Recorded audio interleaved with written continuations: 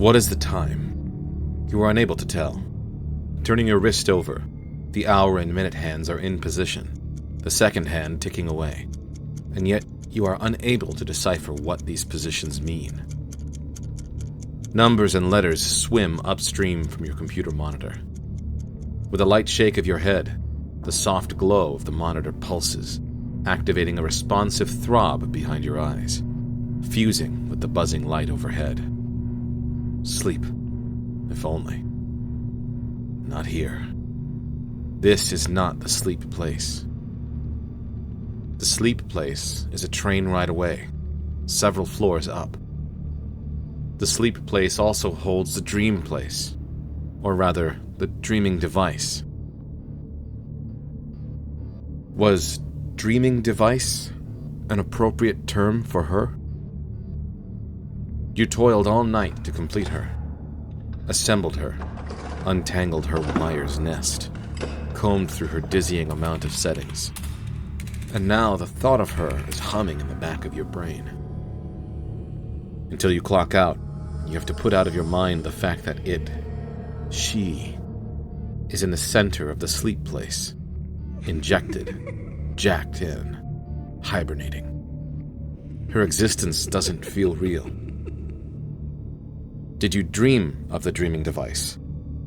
No.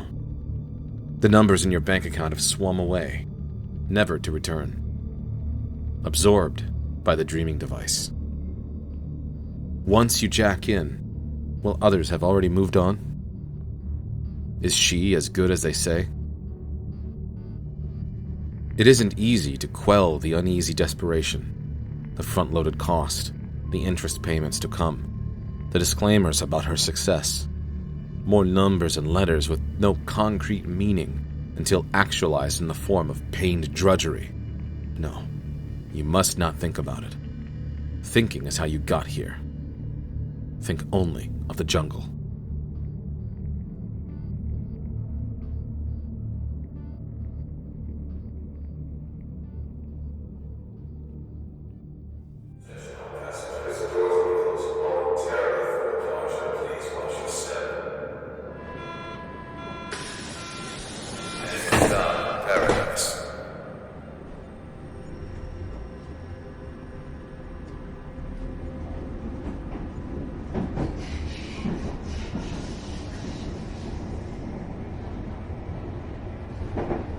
The train ride to the sleep place is ghostly, timeless. Your heart drowns in its own beats. Your face is numb with excitement that all around you can see. And yet you don't see them, or their faces.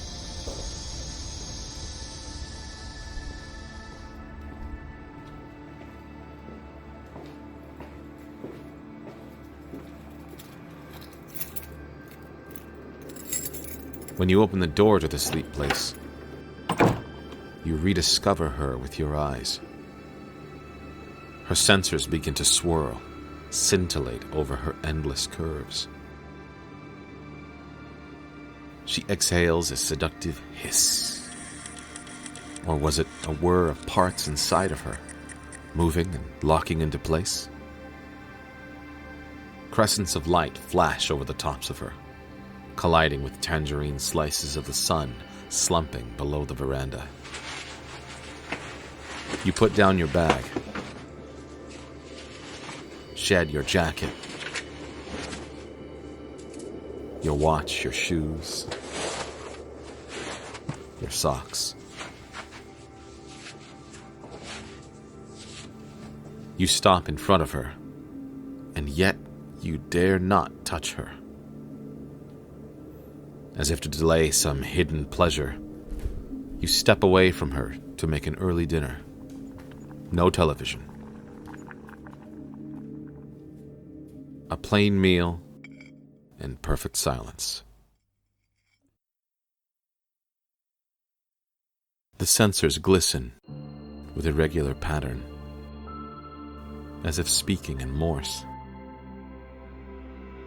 All around you, the sleep place blooms into a deep carmine as the sunset's last flames are extinguished by the sky rises off in the distance. After you finish your meal, you approach her once more and pick up the visor. No, shower first. Shower why? No more thinking. No more thinking. Shower first.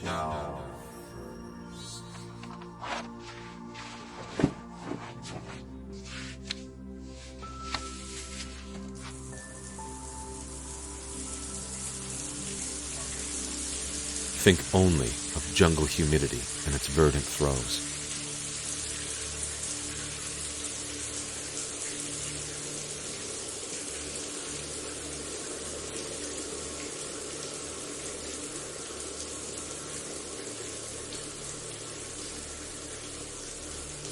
Droplets drip down your hair and slide down your mouth and chin. Your breathing turns jagged, and swallowing hurts.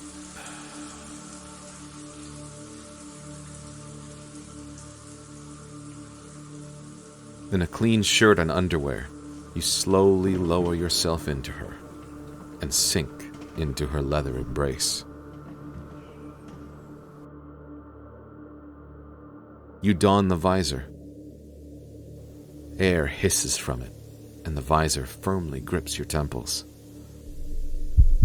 Your heart beats in your throat.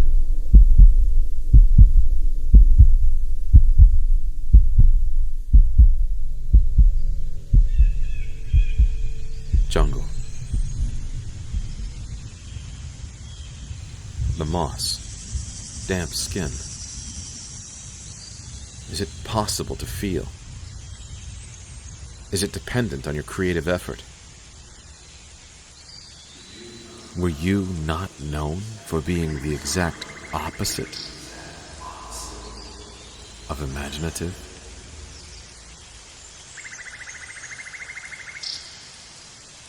And yet, here you are, able to hear the skitter of wings over the canopy of trees overhead, the pungent smell of loam.